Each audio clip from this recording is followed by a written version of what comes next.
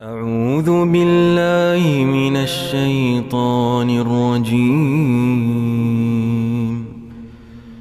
بسم الله الرحمن الرحيم.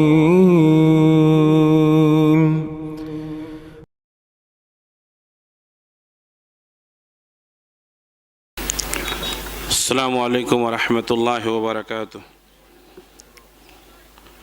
الحمد للہ رب العالمین والعاقبۃ للمتقین والصلاة والسلام علی رسولہ الکریم وعلی آلہ واصحابہ وازواجہ اجمعین وعلی من تبعہم بإحسان الی یوم الدین. اما بعد فاعوذ باللہ السمیع العلیم من الشیطان الرجیم. بسم اللہ الرحمن الرحیم. یا ایہا الذین آمنوا اتقوا اللہ حق تقاتہ ولا تموتن الا وانتم مسلمون. یا ایہا الناس اتقوا ربکم الذی خلقکم من نفس واحدہ وخلق منها زوجها وبث منہما رجالا کثیرا ونساء واتقوا اللہ الذی تساءلون به والارحام ان اللہ کان علیکم رقیبا. یا ایہا الذین آمنوا اتقوا اللہ وقولوا قولا سدیدا یصلح لکم اعمالکم ویغفر لکم ذنوبکم ومن یطع اللہ ورسولہ فقد فاز فوزا عظیما.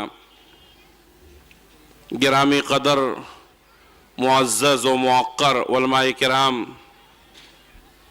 اسٹیج پر بیٹھے ہوئے جماعت و جمعیت کے ذمہ داران، محترم سامعین، پردہ نشین خواتین، عزیز بچوں، نوجوان دوستوں اور جماعت کے غیور بزرگوں، آج کا یہ عظیم الشان اجلاس عام جو سیرت النبی کے عنوان پر منعقد ہے، آج اس وسیع و عریض پنڈال کے اندر 24 دسمبر سن 2017 بروز اتوار، جس کی نگرانی صوبائی جمعیت اہل حدیث کرناٹک و گوا کر رہی ہے اور جس کا اہتمام جمعیت اہل حدیث رام کپم کے افراد نے کیا ہے، میں تمام کو مبارکباد دیتا ہوں اور اللہ رب العالمین سے دعا کرتا ہوں کہ اللہ رب العالمین اس اجلاس کو منعقد کرنے والے، یہاں شریک ہونے والے اور کسی بھی طرح کا اس میں تعاون کرنے والے، اللہ تبارک و تعالیٰ تمام کو ان کی نیکیوں کا بہترین بدلہ دنیا اور آخرت میں نصیب فرمائے. حضرات گرامی، آج کی یہ عظیم الشان کانفرنس جو سیرت النبی صلی اللہ علیہ وسلم کے عنوان پر منعقد کی گئی ہے، جس میں بہت سارے علماء کرام نے مختلف عناوین پر آپ کے سامنے گفتگو کی ہے اور بہت سارے موقر اور محترم علماء کرام انشاءاللہ بھی آپ کے سامنے آئیں گے. مجھے بھی آپ حضرات کے سامنے گفتگو کرنے کے لیے جو عنوان دیا گیا ہے وہ بہت ہی اہم ہے. فتنوں کے دور میں ہم کیا کریں؟ فتنوں کے دور میں ہماری ذمہ داری کیا ہے؟ سب سے پہلے میں آپ کو یہ بتا دوں کہ فتنہ کسے کہتے ہیں. جب فتنے کا لفظ بولا جاتا ہے تب انسان پریشان ہو جاتا ہے. اللہ تبارک و تعالیٰ نے قرآن مجید میں کئی مقامات پر فتنے کا لفظ استعمال کیا ہے. پیارے نبی صلی اللہ علیہ وسلم نے بہت ساری احادیث میں فتنے کا لفظ استعمال کیے ہیں. فتنہ کے معنی آزمائش. کبھی یہ فتنہ آدمی کو خوشحالی میں مبتلا کر کے اللہ تعالیٰ آزماتا ہے، کبھی بدحالی میں مبتلا کر کے. انسان جس حالت میں جس پوزیشن میں ہے وہ امتحان کی پوزیشن میں ہے. اللہ تعالیٰ نے انسانوں کے پیدا کرنے کے ساتھ ساتھ خیر اور شر کو بھی پیدا کیا ہے اور خیر اور شر کے ذریعے سے اللہ تعالیٰ انسانوں کو آزماتا ہے. اللہ تبارک و تعالیٰ نے قرآن مجید میں فرمایا وَنَبْلُوكُمْ بِالشَّرِّ وَالْخَيْرِ فِتْنَةً وَإِلَيْنَا تُرْجَعُونَ.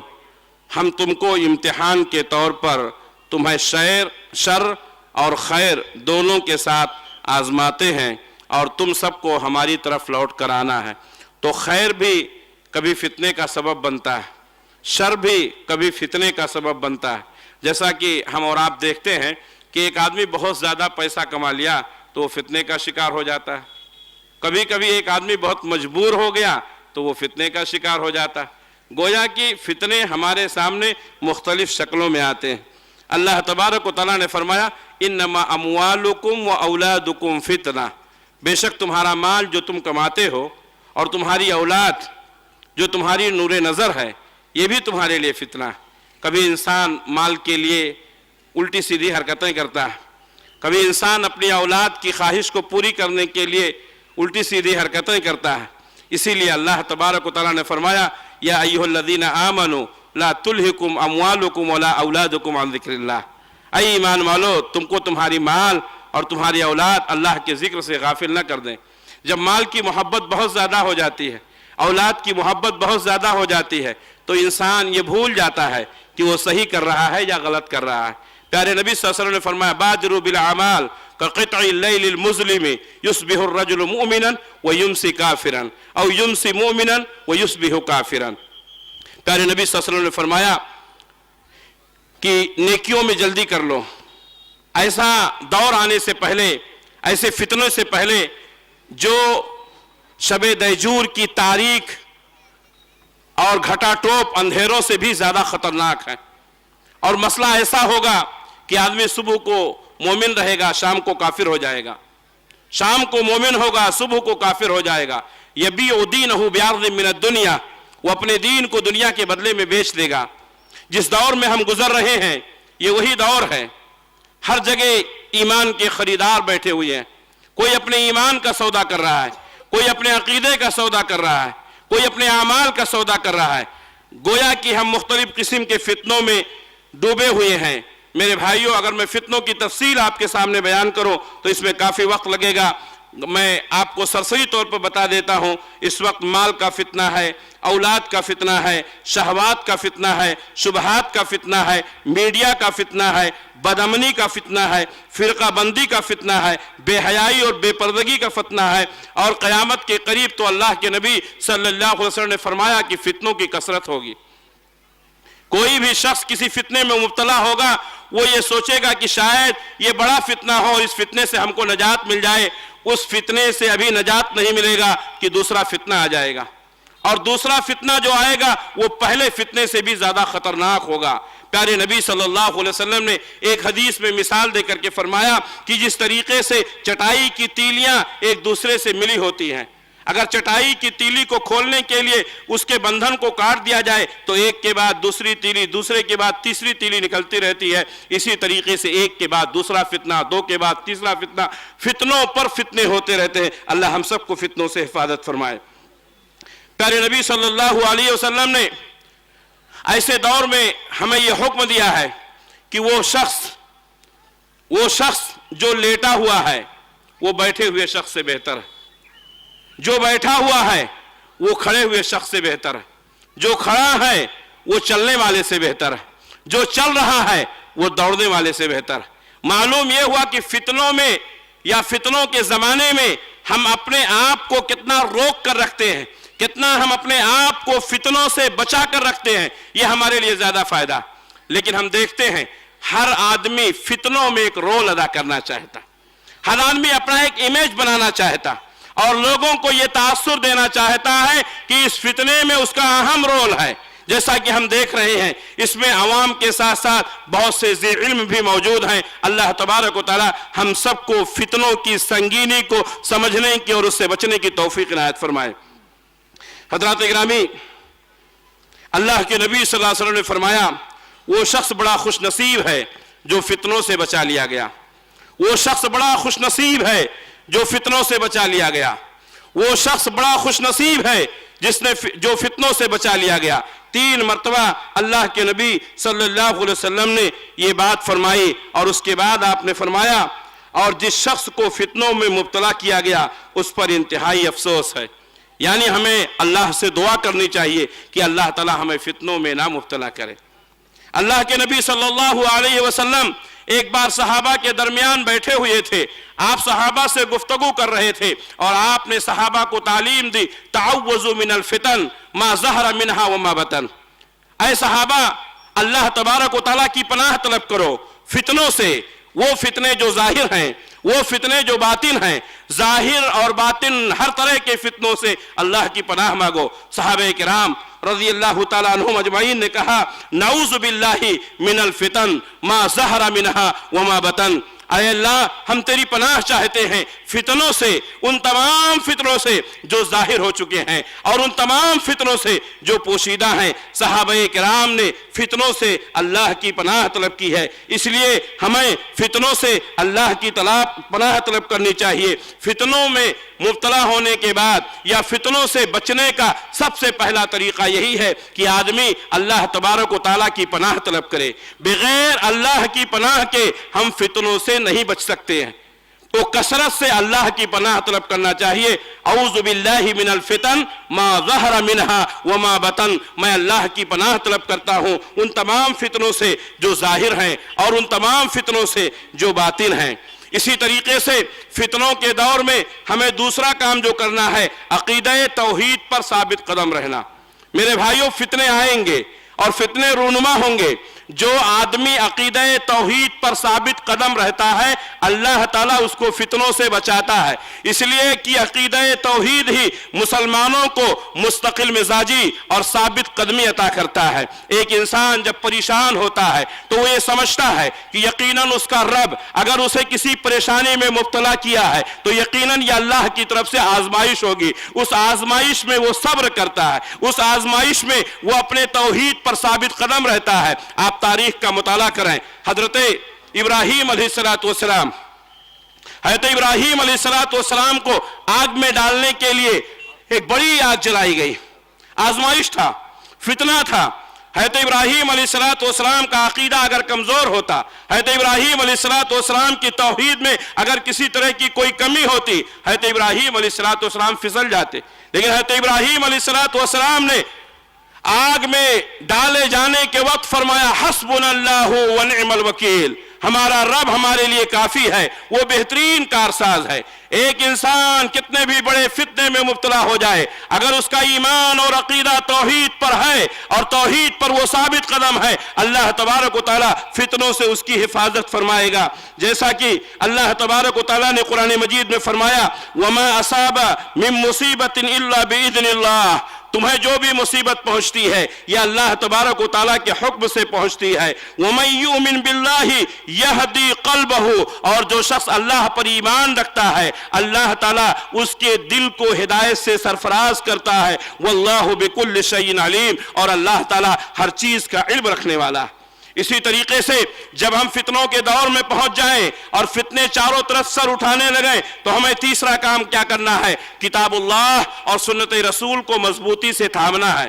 آج لوگ کتاب اللہ سے دور جا چکے ہیں، آج لوگ سنت رسول کو بھول چکے ہیں۔ یہی دو چیزیں ہیں جو مومن کا امتیاز ہیں۔ اللہ کے نبی صلی اللہ علیہ وسلم نے فرمایا تھا میں تمہارے درمیان دو چیزیں چھوڑ کر جا رہا ہوں، جب تک تم ان دونوں کو مضبوطی کے ساتھ پکڑے رہوگے دنیا کی کوئی چیزیں تم کو گمراہ نہیں کر سکتی ہیں۔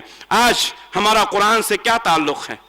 آج ہمارا حدیث سے کیا تعلق ہے؟ پیارے نبی صلی اللہ علیہ وسلم فرماتے ہیں یرفع اللہ بہذا الکتاب اقواما ویضع بہ آخرین، یہی وہ کتاب ہے جس کے ذریعے سے اللہ تعالیٰ نے بہت ساری قوموں کو بلند کیا، ویضع بہ آخرین، اور اسی کے ذریعے سے بہت ساری قومیں قعر مذلت میں ڈال دی گئیں، پستی میں ڈال دی گئیں۔ قرآن سے ہمارا شغف ہونا چاہیے، قرآن سے ہمیں محبت ہونی چاہیے، قرآن سے ہمارا تعلق ہونا چاہیے۔ جتنا زیادہ ہم قرآن کے ساتھ تمسک کریں گے، جتنا زیادہ ہم سنت رسول کے ساتھ تمسک کریں گے اتنے ہی زیادہ ہم فتنوں سے محفوظ رہیں گے۔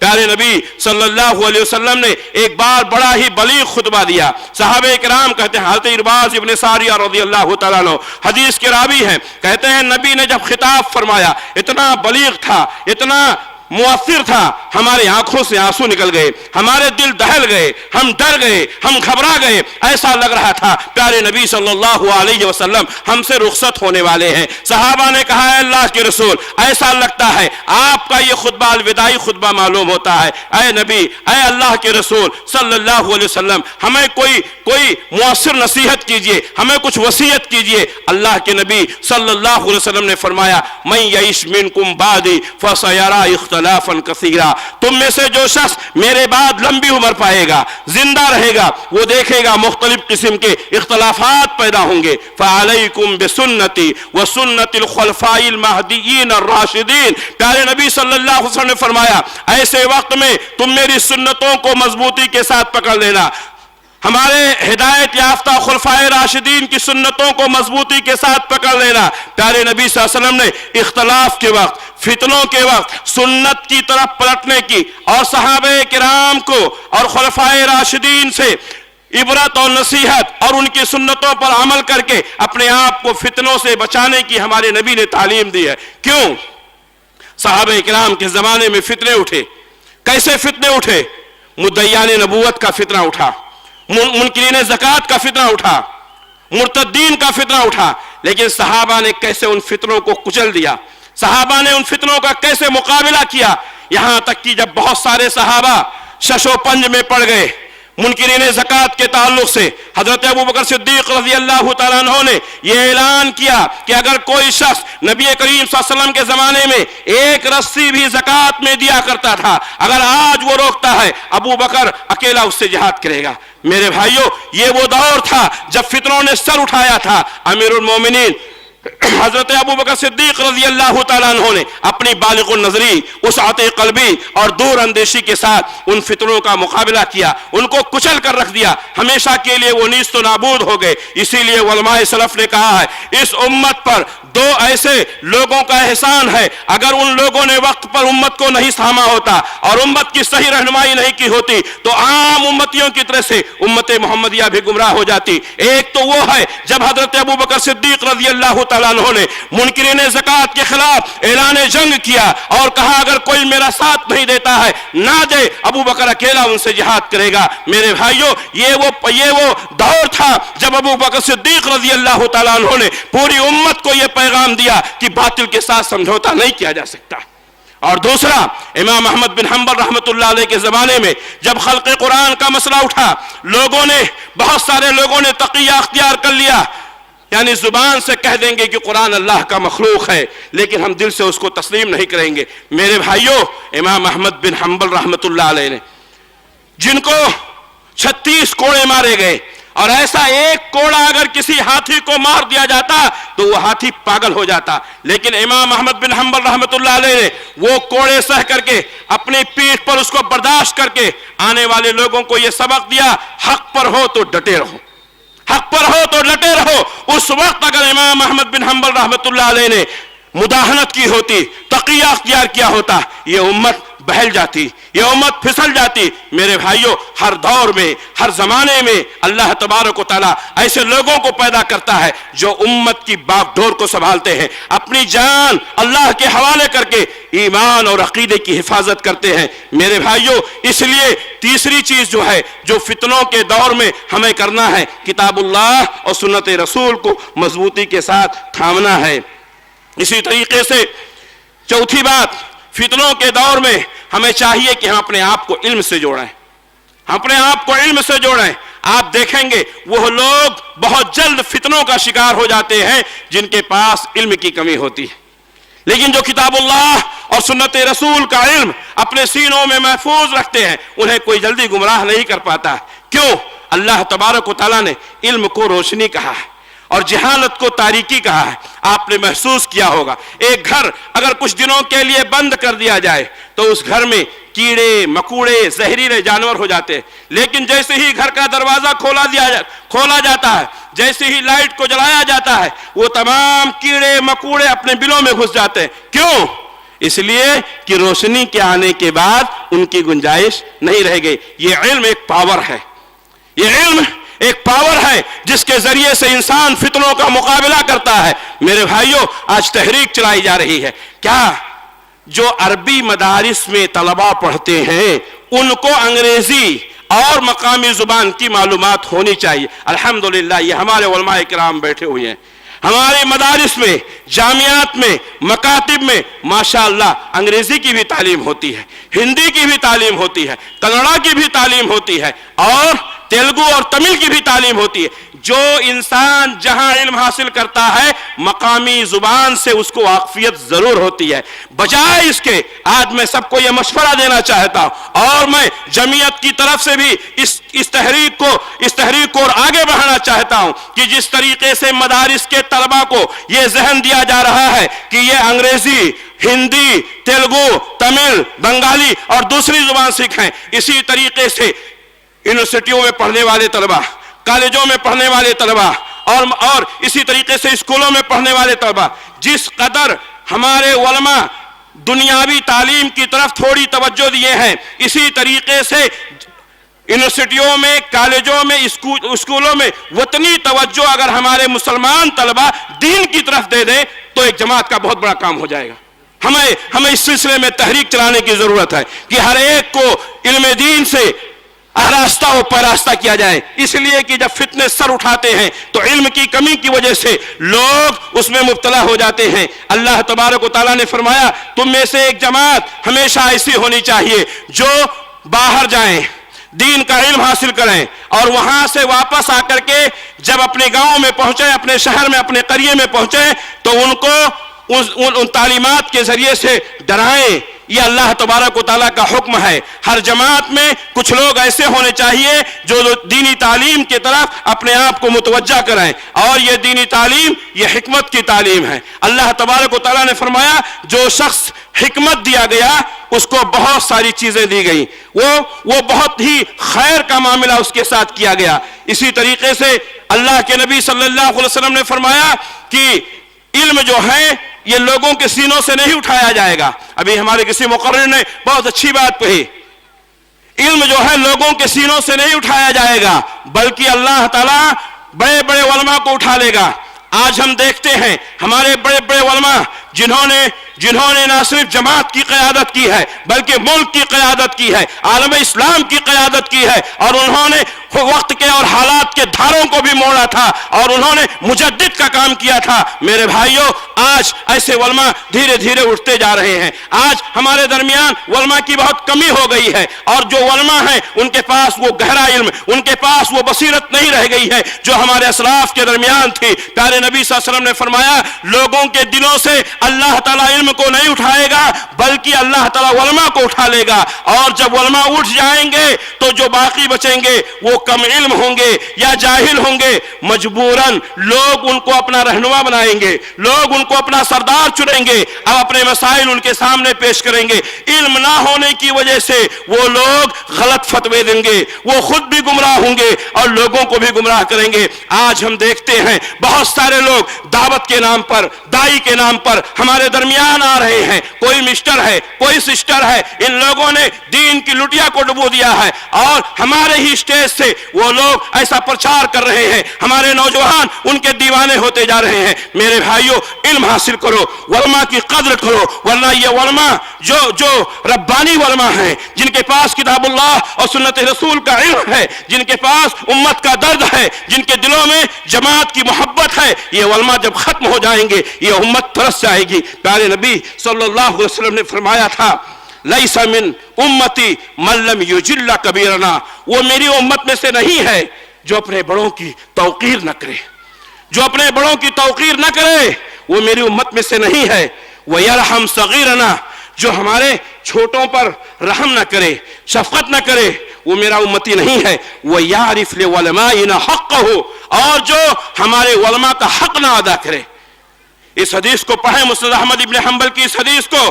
پیارے نبی نے فرمایا وہ میرا امتی نہیں ہے جو اپنے بڑوں کی توقیر نہ کرے، وہ میرا امتی نہیں ہے جو چھوٹوں پر شفقت نہ کرے، وہ میرا امتی نہیں ہے جو علماء کو ان کا حق نہ دے. میرے بھائیوں جب علماء کے حق کی بات آتی ہے لوگ کہتے ہیں ہم ان کی تعظیم کرتے ہیں، ہم ان کی تکریم کرتے ہیں. کیا علماء کو سلام کر لینا یہی ان کی توقیر ہے؟ کیا اچھی تنخواہ دینا یہی ان کی توقیر ہے؟ اگر یہی توقیر ہے تو دنیا میں ہر انسان توقیر حاصل کر رہا. آپ کے پاس کوئی مزدور ہے کام کرنے والا, آپ اس کو بھی تنخواہ دے رہے ہیں. آپ کے پاس کوئی انجینئر ہے, آپ اس کو بھی تنخواہ دے رہے ہیں. آپ کے پاس کوئی لائر ہے, آپ اس کو بھی تنخواہ دے رہے ہیں. اگر تنخواہ دینا توقیر ہے تو یہ ہمارا معیار غلط ہے. علماء کو دل سے ان کا احترام کرنا, ان کی مجبوریوں کو سننا, سمجھنا. جس طریقے سے ہم چاہتے ہیں کہ سماج اور معاشرے میں ہمارا اسٹیٹس ہائی ہو, اسی طرح امت کے ہر فرد کو یہ فکر ہونی چاہیے کہ ہمارے علماء کا وقار بلند ہو. ہم ان کی تنخواہیں نہیں, ان کے ساتھ شیئر کریں, ان کے مسائل کو سمجھیں. ان کے اندرونی اور بیرونی بہت سارے مسائل ہیں. ان کے تعلیمات کا مسئلہ ہے, ان کے گھروں کا مسئلہ ہے, ان کی سواریوں کا مسئلہ ہے, ان کی رشتہ داریوں کا مسئلہ ہے. ان کی بہو بیٹیوں کو ہم اپنا سمجھیں, ان کی بیٹیوں کو لائیں, اپنی بیٹیوں کو دیں, یہ توقیر ہے. ان کو اپنے گھروں میں بلائیں, ہم خود ان کے گھروں میں جائیں, یہ توقیر ہے. ہم ان کے مسائل کو سمجھنے کی کوشش کریں, یہ ان کی توقیر ہے. ان کی مجبوریوں کا فائدہ نہ اٹھائیں. پیارے نبی صلی اللہ علیہ وسلم نے فرمایا, وہ شخص میرا امتی نہیں ہے جو بڑوں کا ادب نہ کرے, جو چھوٹوں پر رحم نہ کرے, جو علماء کا حق نہ ادا کرے. میرے بھائیوں, اس لیے ہر آدمی کو چاہیے کہ اپنے بڑوں کی توقیر کریں, اپنے چھوٹوں پر رحم کریں اور اپنے علماء کو ان کا حق دیں. علماء کا حق بہت بڑا ہے. علماء انبیاء کے وارث ہیں. جس دن یہ ربانی علماء اٹھ جائیں گے, پوری دنیا میں فتنہ پھیل جائے گا. اور میں آپ کو بتا دوں کہ کوئی بھی فتنہ جب سر اٹھاتا ہے تو سب سے پہلے اس کو علماء محسوس کرتے ہیں. سب سے پہلے اس کو علماء محسوس کرتے ہیں. اور جب فتنہ مکمل طور پر پھیل جاتا ہے تب لوگوں کے سمجھ میں آتا ہے یہ فتنہ تھا. اگر علماء سے ہمارے تعلقات گہرے ہوں, ان کی مجلسوں میں شریک ہوتے ہوں, ان سے مشورہ لیتے ہوں, ایسا آدمی فتنوں کا شکار بہت کم ہوتا. ہمیں چاہیے کہ ہم علماء کو ان کا حق ادا کریں. اسی طریقے سے فتنوں کے دور میں پانچواں کام ہم کو کیا کرنا ہے, مسلمانوں کی جماعت میں شامل رہنا اور تفرق سے اجتناب کرنا. کیونکہ بھیڑیا اسی بکری کو کھاتا ہے جو جماعت سے نکل جاتی ہے. جو جماعت سے نکل جاتی ہے, جماعت کے ساتھ شامل رہنا. جماعت ہے ہماری الحمدللہ, جو مقامی سے لے کر ضلعی, ضلعی سے لے کر صوبائی, اور صوبائی سے لے کر کے مرکزی, اور الحمدللہ ثم الحمدللہ عالمی پیمانے پر ہے. ہم اپنے آپ کو سمجھیں, ہم یوں ہی نہیں ہیں. کم و بیش 3 کروڑ اہل حدیثوں کو اللہ تبارک و تعالیٰ نے یوں ہی نہیں چھوڑا ہے.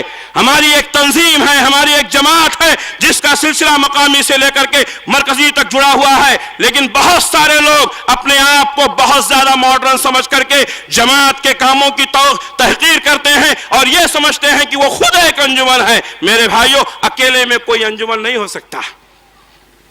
اگر 10% کام ہوتا ہے اور جماعت کے ساتھ مل کر ہوتا ہے اس میں برکت ہوتی ہے. 100% کام ہوتا ہے جماعت سے ہٹ کر ہوتا ہے, اس میں برکت نہیں ہوتی. اس لیے ہر انسان یہ سوچے کہ فتنوں کے وقت خصوصی طور پر جماعت کے ساتھ شامل رہے گا. اللہ کے نبی صلی اللہ علیہ وسلم نے فرمایا کہ 3 چیزیں ہیں, اگر کسی انسان کے دل میں, کسی مومن کے دل میں پیدا ہو گئی تو کبھی بھی اس کے دل میں کینہ نہیں داخل ہو سکتا. حدیث سنیں گے, 3 چیزیں ہیں اگر کسی کے اندر داخل ہو گئی اس کے دل میں کبھی کینہ داخل نہیں ہو سکتا ہے. ہم چاہتے ہیں ہمارا دل کینے سے پاک ہو, آپ چاہتے ہیں آپ کا دل کینے سے پاک ہو. 3 چیزیں ہیں. پیارے نبی نے فرمایا اخلاص العمل للہ, کوئی بھی کام کرو اللہ کے لیے, کوئی بھی کام اللہ کے لیے کرو. ہمارا کام جب اللہ کے لیے ہوگا تو ہمیں کسی مخالفت کی پرواہ نہیں ہوگی. ہمارا ہر عمل کس کے لیے ہونا چاہیے, اللہ کے لیے, پہلی شرط. دوسری, والنصیحۃ لأولاۃ المسلمین, مسلمانوں کے جو رہنما ہیں, جو سردار ہیں, جو بڑے ہیں, جو ذمہ دار ہیں, ان کے ساتھ ہمارے تعلقات اچھے ہونے چاہیے, خیر خواہانہ ہونا چاہیے. آج انسان بڑوں کو برا کہہ کر بڑا بننا چاہتا, یہ چاہتا ہے کہ وہ بڑوں کی برائی کرے اور بڑوں کی برائی کر کے وہ بڑا بننا چاہتا ہے. میرے بھائیوں، پیارے نبی صلی اللہ علیہ وسلم نے فرمایا اگر چاہتے ہو کہ کینہ دل کینے سے پاک رہے تو دوسرا عمل کیا ہے؟ وَالنَّصِيحَةُ لِأُولَاتِ الْمُسْلِمِينَ، مسلمانوں کے جو رہبر ہیں، رہنما ہیں، جو سردار ہیں، ان کے ساتھ تمہارے تعلقات خیر خواہانہ ہونا چاہیے۔ نمبر 3، وَلَزُومُ جَمَاعَتِهِمْ، اور ان کی جماعت سے چمٹے رہنا چاہیے، جماعت کے ساتھ شامل رہنا چاہیے۔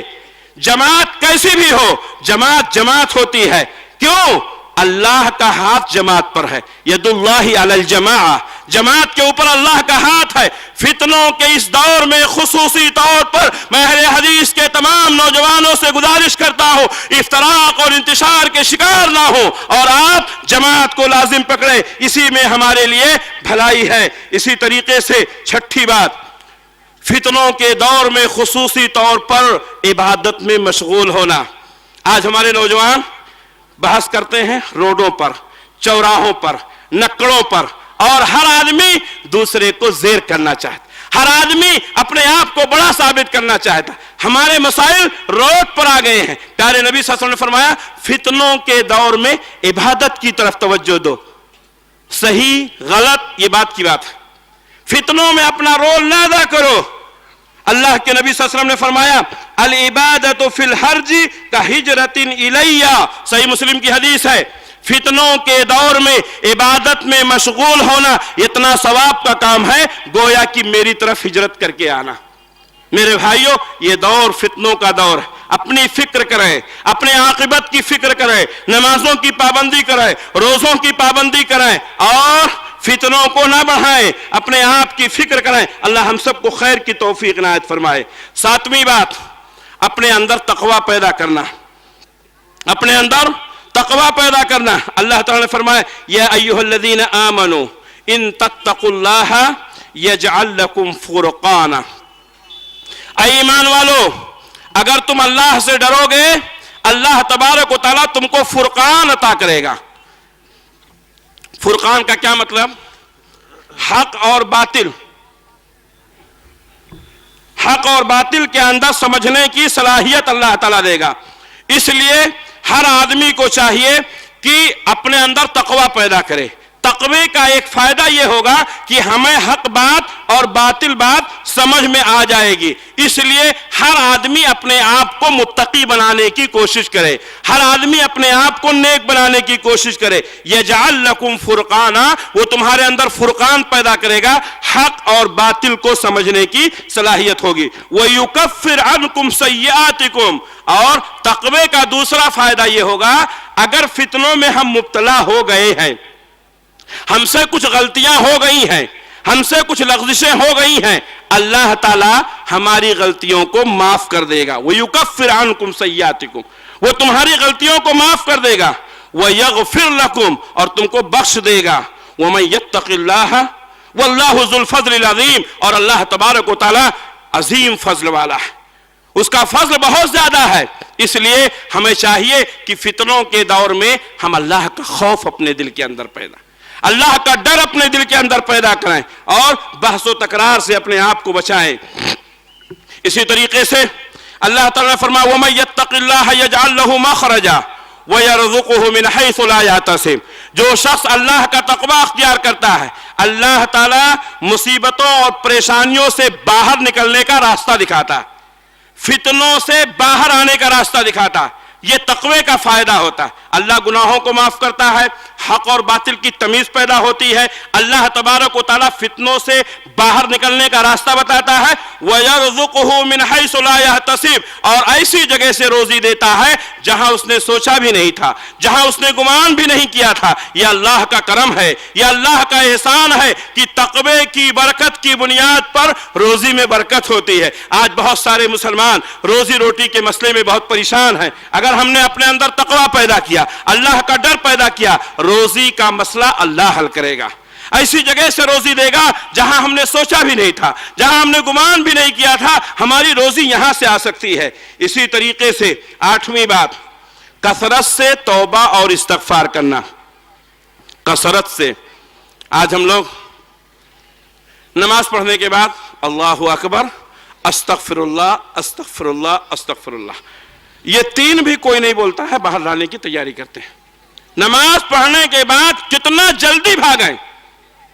میرے بھائیوں، پیارے نبی صلی اللہ علیہ وسلم نماز کے بعد خصوصی طور پر بیٹھ کر دعا کرتے تھے، ذکر و اذکار کرتے تھے۔ آپ صلی اللہ علیہ وسلم نے فرمایا کہ دعا کی قبولیت کے اوقات میں سے ہے دبر کل صلاۃ المکتوبہ، ہر فرض نماز کے بعد اللہ تعالیٰ دعاؤں کو قبول کرتا۔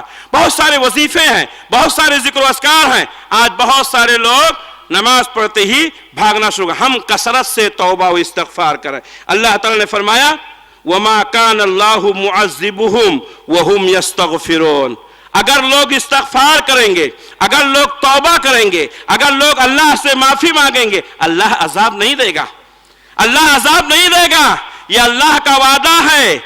اور ہم نے وہ دور بھی دیکھا ہے کہ بہت سارے مسائل میں الجھنے کے بعد، اس کے باوجود بھی جو لوگ اللہ سے اپنے رشتوں کو مضبوط کرتے ہیں اور دعوتوں اور توبہ و استغفار کا اہتمام کرتے ہیں، اللہ تعالیٰ ان کو مسائل سے دوچار ہونے سے محفوظ رکھتا ہے۔ ہمیں فتنوں کے دور میں کثرت کے ساتھ توبہ اور استغفار کرنا چاہیے، یہ ہمارے لیے بہت فائدے کی چیز ہے۔ اللہ تبارک و تعالیٰ نے ایک اور مقام پر فرمایا فَلَوْلَا إِذْ جَاءَهُمْ بَأْسُنَا تَضَرَّعُوا، ایسا کیوں نہیں ہوا کہ جب ان کے پاس ہمارا عذاب آیا تضرعوا تو ان لوگوں نے عاجزی کیوں نہیں دکھائی؟ معلوم یہ ہوا کہ فتنوں کے وقت عاجزی، اللہ سے توبہ کرنا، اللہ سے گڑگڑانا، اللہ سے رونا، یہ رونا اور گڑگڑانا اللہ کو بہت پسند ہے۔ غزوہ بدر کے موقع پر اللہ کے نبی صلی اللہ علیہ وسلم کے لیے ایک سائبان ڈالا گیا، صحیح مسلم کی حدیث ہے۔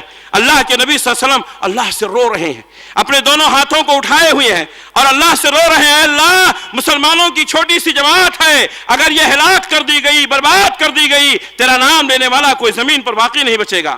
حدیث کے الفاظ ہیں بڑی الہا حضاری کے ساتھ۔ حضرت ابو بکر صدیق رضی اللہ تعالیٰ عنہ کہتے ہیں نبی کے کندھے کے اوپر چادر تھی، گر گئی، احساس بھی نہیں ہوا۔ کیسی دعا کر رہے ہیں، کس قدر توبہ اور استغفار کر رہے ہیں۔ آپ کے کندھے سے چادر گر گئی، احساس بھی نہیں ہوا۔ آج ہماری دعائیں کیسی ہیں؟ جو میں سر بسجدہ ہوا کبھی تو یہ زمین سے آنے لگی صدا، تیرا دل تو ہے صنم آشنا، تجھے کیا ملے گا نماز میں؟ میرے بھائیوں، ہم دعائیں کرتے ہیں، ہم کہیں اور ہیں، دل کہیں اور ہے، دماغ کہیں اور ہے۔ پیارے نبی نے فرمایا اللہ تعالیٰ غافل دل کی دعا کو قبول نہیں کرتا۔ ہمارے اندر الہا حضاری ہونی چاہیے۔ اللہ نے فرمایا فَلَوْلَا إِذْ جَاءَهُمْ بَأْسُنَا تَضَرَّعُوا، ایسا کیوں نہیں ہوا کہ جب ان کے پاس ہمارا عذاب پہنچا تو ان لوگوں نے عاجزی اور انکساری کا اظہار کیا، روئے اور گڑگڑائے، ایسا کیوں نہیں ہوا؟ وَلَكِنْ قَسَتْ قُلُوبُهُمْ، ان کے دل سخت ہو گئے تھے۔ انسان جب گناہ پر گناہ کرتا ہے تو دلوں میں سختی آ جاتی ہے، قساوت قلبی، یہ اللہ کا عذاب ہے۔ جس کا دل سخت ہو جائے، لوگوں کی پریشانیوں کو دیکھ کر کے، لوگوں کے مسائل کو دیکھ کر کے اس کی پیشانی پر بھل آئے، لوگوں کے مشکلات کو دیکھ کر کے اس کے دلوں میں نرمی نہ پیدا ہو، تو وہ انسان کا دل نہیں، پتھر کا ٹکڑا ہے۔ میرے بھائیو، قساوت قلبی یہ عذاب الہی ہے۔ اللہ تعالیٰ نے فرمایا وَلَكِنْ قَسَتْ قُلُوبُهُمْ، ان کے دل سخت ہو گئے۔ جو توبہ کرتا ہے، جو استغفار کرتا ہے، جو ذکر و اذکار کرتا ہے، جو اللہ کو یاد کرتا ہے، اللہ تعالیٰ قساوت قلبی سے اس کو محفوظ رکھتے ہیں۔ اللہ نے فرمایا وَزَيَّنَ لَهُمُ الشَّيْطَانُ مَا كَانُوا يَعْمَلُونَ، ان کے عمل کو شیطان نے مزین کر کے پیش کر دیا۔ جب دلوں میں نفرتیں ہوتی ہیں، جب اللہ پر بھروسہ کمزور ہوتا ہے، جب توبہ و استغفار سے دلچسپی کم ہو جاتی ہے، آدمی اپنے کام کو بہت ہائی لائٹ کرتا ہے، ہاں بہت بڑا کام کیا، اور شیطان مزین کرتا، ہاں ماشاءاللہ سب تو ہیں لیکن تم ہی پہلے ہو، سب ہیں تمہارے بعد ہی ہیں، تم ہی ہو جس کے اوپر پوری دنیا مرتی ہے۔ شیطان ان کے کام کو مزین کر دیتا ہے، اپنے کام کو بہت بڑا سمجھنے لگتے ہیں۔ آج امت کے اندر بہت سارے لوگ ایسے ہیں جو اپنے کاموں کو بڑی اہمیت دیتے ہیں، اور دوسرے لوگ جو بڑے بڑے کام کرتے ہیں ان کاموں کی کوئی حیثیت نہیں ہوتی ہے۔ اللہ نے فرمایا وَزَيَّنَ لَهُمُ الشَّيْطَانُ مَا كَانُوا يَعْمَلُونَ، اللہ تعالیٰ نے فرمایا کہ ایسے لوگوں کے عمل کو شیطان مزین کر کے پیش کر دیتا ہے اور وہ اسی میں خوش ہو جاتے ہیں۔ اسی طریقے سے 9वां काम, फितनों के दौर में फारिग औकात में नफा बख्श उमूर में मशगूल होना। हमारा काम क्या है? फारिग रहे तो चाय की दुकानों में बैठ के, होटलों में बैठ के, चौराहों पे बैठ के, नक्कड़ों पे बैठ करके इनकी गीबत, उनकी चुगली, ये ऐसा वो वैसा, हम अपना वक्त इसी में सर्फ करते हैं। प्यारे नबी सल्लल्लाहु अलैहि वसल्लम ने फरमाया 5 चीज़ों को 5 चीज़ों से पहले गनीमत समझो। शबाब का कब्ल हरमे का, अपनी जवानी को बुढ़ापे से पहले। अल्लाह ने आज आपको जवान किया है। मेरे ख्याल से कमोबेश 18 साल की उम्र में इंसान जवान होता है और 50 साल तक जवान रहता है। बहुत सारे लोग होंगे जो 50 साल के बाद भी अपने आप को जवान समझते हैं, और समझते हैं भी, हकीकत भी है। बहुत सारे लोग ऐसे हैं जो 35 साल का जवान वो काम नहीं कर सकता है जो 50 साल के ऊपर का बूढ़ा करता है।